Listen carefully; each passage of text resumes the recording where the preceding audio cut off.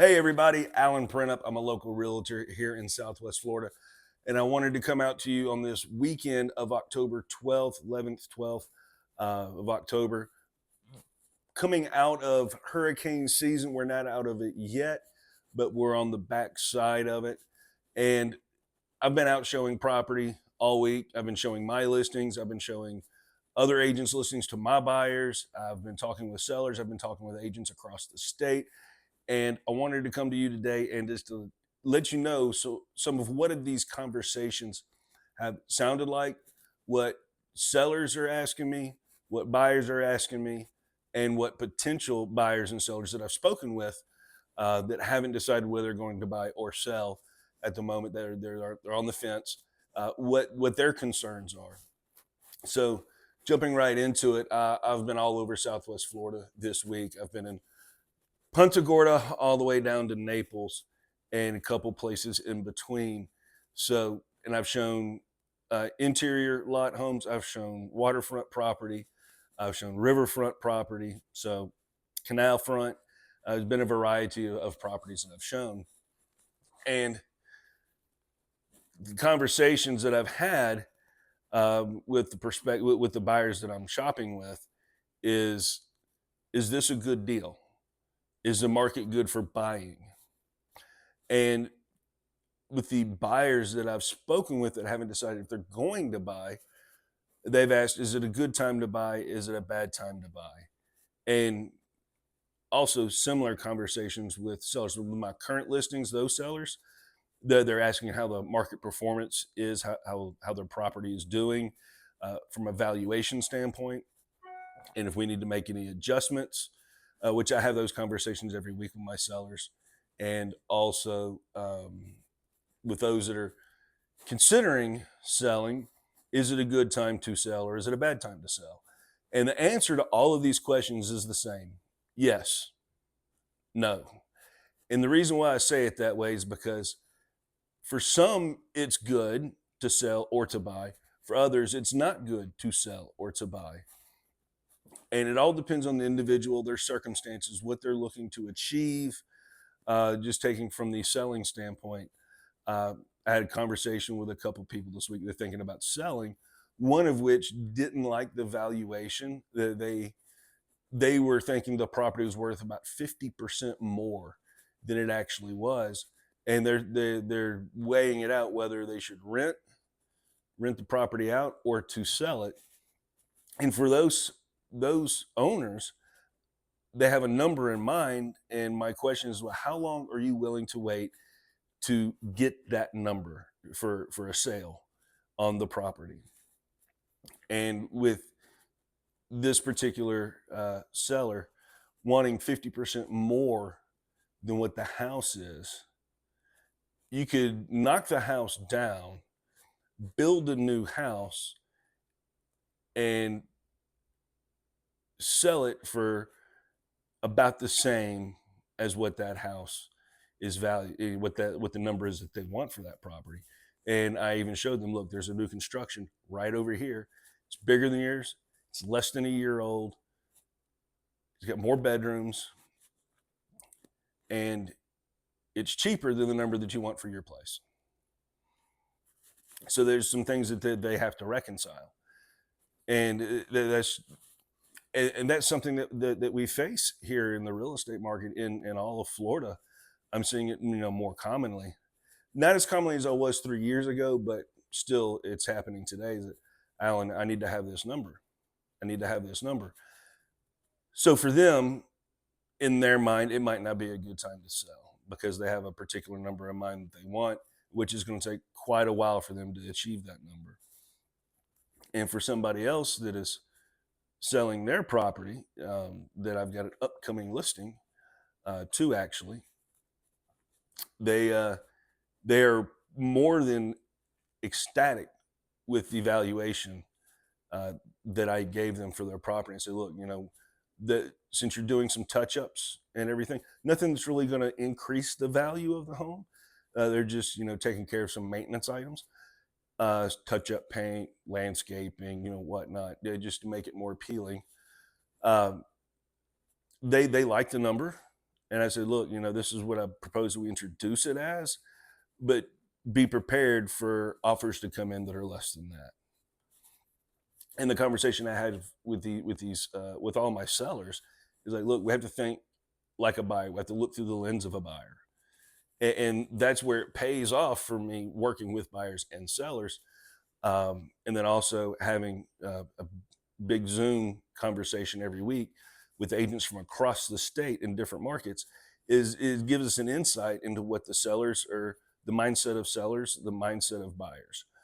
And so given comparative sales, what buyers are buying, what they're paying for it, is kind of dictates of where we should be positioned in the market from a price point standing. And these two particular upcoming listings, they are fine with that. They actually thought it was going to be less because they're hearing other things from social media, YouTube, etc., and that the market is crashing, it's collapsing. Here in Florida, they've been saying that for 3 years, and me in particular, I've already exceeded the number of sales this year than last year. My company has already exceeded the number of sales this year than last year. There's more realistic viewpoint of the market from buyers and sellers than it was 3 years ago. 3 years ago, we saw sellers that wanted a particular number and it wasn't happening, and they were holding firm in their position. They didn't want to reduce the price, but the market was in a price decline, and it still is in Florida, in my area of Florida, Southwest Florida, and they were unrelenting. Now the sellers are more willing to play ball, so to speak. They're negotiating more. They're being more realistic in their listing price, and there are those outliers like the prospective seller I just spoke about that have an idea of a particular number that they want, but their property is nowhere near worth that. So, and I've got a couple that we spoke back and forth through email all week. We had our first conference call. They live out of state. They're buying a vacation home. And we had our first conference call yesterday morning. Last time they bought a house was 27 years ago in a different state. So they had a lot of questions. Is it good? Is it bad? That was, of course, the top. And, what they're looking to spend, what can I get for it? What areas of town? Is this a good area of town? Is this a bad area of town? What's the valuation? How is it appreciating in that area? In the different areas. So they're taking a very comprehensive look. They're going to buy. It's just deciding on how much they want to spend and in what area. So when they come to town next month, in about 3.5 weeks, we're going to go take a look at a bunch of different properties. So I've sent them some properties. I've sent them some a summary on the areas of town, how those areas are as far as walkability, what businesses and restaurants and entertainments in the area and how far away that is. They're going to look up crime statistics on their own, which in those areas crime is not bad. But yeah, we had about an hour and 10-minute conversation, the three of us, and one of them was like, "Hey, Al, I don't want to sound stupid." It's like, no, the only stupid question is the one you don't ask. No matter how far out in left field or how silly you think it may be, please ask the question. I'm going to try to address any possible concern or statistic or things to be mindful of, hopefully before you have the opportunity to ask the question. But if there's anything that just pops in your mind in the middle of the night, early in the morning, shoot me a text message, email, get me on the phone, call me, and we'll talk about it. But please, no matter how far out in left field you think the question is, please ask it.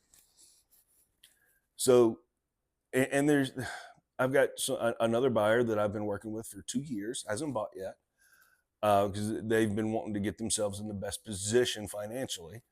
I got a seller that called me a few months back, said, "Hey, I want to sell in about 3 years. What do I need to do to prepare?" That's very thoughtful, and that they're thinking about that now. So and I gave them some tips. I looked at the property and I say, A, B, C, and D. This is what you need to improve upon or maintain in its current state. Yes, the market is good. The market is bad. The market is good. The market is bad. It all depends on a position. One potential seller I spoke with just the other day bought a house trying to flip it. They bought it for too much. Um, they bought it for about a prime price and rehabbed the entire thing, and now they're horrendously upside down. So for them, the market is bad. Like I said, they've only owned the home for maybe a year. So, and in any kind of market, trying to sell a house after owning it for just 1 year is really difficult to profit on unless you get it at a stellar price. And those that are looking to flip houses, we are going to look at the acquisition price plus cost of repair, and then we're also going to look at what the house would be valued at after those repairs, and what we call the ARV, the after repair value. And they are completely upside down. They don't know if they just want to go ahead and take the loss or uh, or possibly rent it out until things swing better into their favor. And it's an investor. It's a small investor. They only do a certain number of houses a year, but their input cost was just too high. That being said, and when I was having a conversation with all the agents across the state, there's about 20 of us. We're all in different markets around Florida. One from Miami, me in Southwest Florida. We've got Tampa in there, Sarasota, uh, St. Pete, Clearwater. We had a bunch of us. Orlando. So all of us in a different area, and we're all experiencing the same type of buyer and seller sentiment and concerns. However, our markets are moving in a little bit different rate. Now, we can look at the stats of Florida as a whole and say, look, this is what the state's doing. But when you really break it down and get micro with it, down to that city or that zip code level, then we see things moving in a little bit different in this city versus that city. And like condos in Miami and Fort Lauderdale are doing something completely different than the condos in Naples, Fort Myers, Cape Coral, Bonita Springs. And those condos are doing something different in both those markets than what's going on in, say, Sarasota, as in Tampa. We group them all together, yeah, it's going to say one thing. But when we look at it and how that's made up, things are moving a little bit different. Some values are going up, some values are going down. It's weird. So it just all depends. And another part of the conversations that we were having is, how long do we think Florida is going to be in the current state of market that it's currently in? And it's a little difficult to pinpoint right now, because one, we never had a pandemic in modern history that caused the market that we're in, where we had COVID, everything got shut down. We had this influx of remote work. We had an influx of cash, which caused creation by the devaluation of currency because they just magically printed a bunch of money. So it's different. We have nothing to compare it to. But looking at different economic factors here in Southwest Florida, we're and I say it loosely, that we're going to be probably in a precipitous decline for 12 months ish, maybe 18. It just depends on what happens when the Fed chair changes in January and that new chairman or chairwoman decides what to do with interest rates. That might make a change. I know oil just came down to a new low, so that's going to create lower fuel prices, which is going to affect everything else. So hopefully that the pendulum is swinging the other way, for the entire economy, which the real estate market is relative to.